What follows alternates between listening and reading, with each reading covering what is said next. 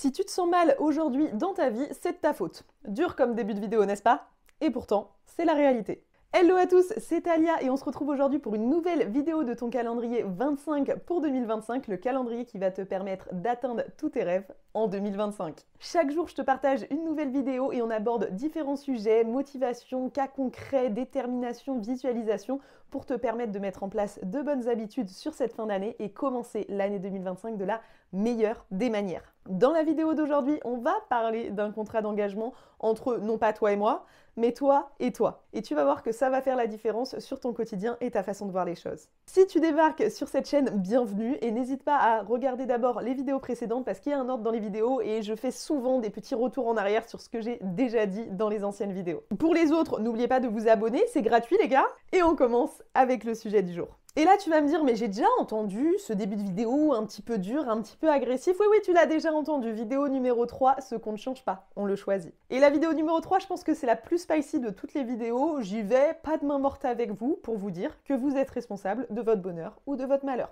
Point. Donc je vous invite très fortement à regarder d'abord cette vidéo, ou à la re-regarder si l'envie vous en prend. Parce qu'aujourd'hui, je ne vais pas refaire tout un déballage pour te dire t'es responsable parce que ceci, parce que ceci, parce que cela, tu dois prendre la responsabilité d'eux. Mais je vais te proposer un petit jeu. Je ne sais pas si c'est vraiment un jeu.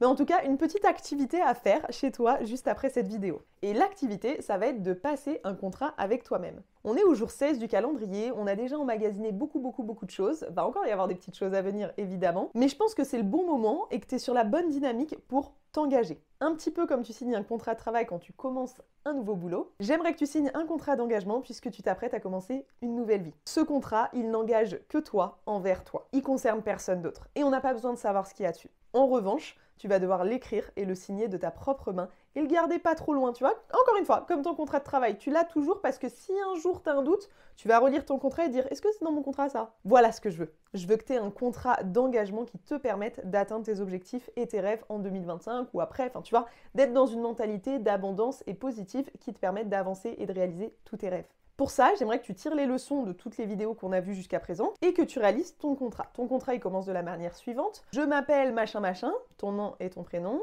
Né le nanana, on sait bien que c'est ton contrat. Il n'y a pas de doute possible, c'est bien toi. Et en cette fin d'année 2024 ou en ce début d'année 2025, je m'engage à 2 points. Voilà, c'est tout. Il commence comme ça ton contrat. Et ensuite, 2 points, tu me fais une liste de tous les engagements que tu veux faire de toi-même pour toi-même. Premier point de ton contrat, ça peut être « Je m'engage à pratiquer une activité sportive au moins 2 fois par semaine ». C'est un engagement. L'activité sportive, tu peux en changer en cours d'année, elle n'est pas définie. Par contre, la fréquence est définie. 2 fois par semaine, au moins. Ça peut être 3, ça peut être 4, ça peut être 5, mais au moins 2. Au moins 2 fois par semaine, tu t'engages dès 2025 ou dès la fin de l'année 2024 à pratiquer une activité sportive. C'est un engagement. Si tu veux faire attention à tes finances, les choses comme ça, mettre plus d'argent de côté parce que tu as tendance à acheter des choses de manière compulsive. Ça peut être « Je m'engage à attendre au moins 72 heures avant de faire un achat supérieur à 50 €. Ce qui fait que tout ce qui est au-dessus de 50 € et que tu veux t'acheter, après 50 € tu définis, ça peut être 30, ça peut être 100, c'est toi qui vois. Mais tout ce qui est au-dessus du prix que tu as fixé, tu n'as pas le droit de l'acheter tout de suite. Tu n'as pas le droit, c'est interdit par ton contrat. Tu dois attendre 72 heures. Tu dois laisser passer ces 72 heures. Si au bout des 72 heures, tu as toujours autant envie d'avoir cette chose, alors peut-être que tu peux te l'acheter, voir si ça te procure vraiment quelque chose dans ta vie. Mais tu vas voir que dans la majorité des cas, au bout de 72 heures, si tu es une acheteuse compulsive, tu n'auras plus forcément la nécessité de t'acheter cette chose parce que tu auras vu de nouvelles choses en cours de route qui seront ajoutées à ta liste. Donc si pendant les 72 heures, tu n'as pas repensé à ton objet, machin et tout, laisse tomber, ne l'achète pas, économise ton argent. Donc ça peut être un de tes engagements. J'attends 3 jours avant d'acheter quelque chose de plus de 50 €. Et si au bout des 3 jours, je me rends compte que j'en ai pas tant besoin, bah j'achète pas. Et je fais des économies que je peux mettre dans autre chose. Si tu as tendance à pas prendre le temps pour toi, pour prendre soin de toi au quotidien, tu peux mettre un engagement qui pourrait dire « Je m'engage à faire un soin par mois auprès d'un professionnel ». Que ce soit un soin des mains, un soin du visage, un massage, te faire les ongles, aller chez le coiffeur, n'importe quoi, mais quelque chose qui te permette de prendre soin de toi. Au moins une fois par mois, tu te fixes un rendez-vous qui va te permettre de prendre du temps pour toi, pour ta santé, pour ta beauté et pour ton bien-être. Et tu peux trouver des engagements pour absolument tout et n'importe quoi. Vraiment, fais-toi la liste d'engagements qui te correspond le mieux. Attention, ces engagements, c'est comme un contrat de travail.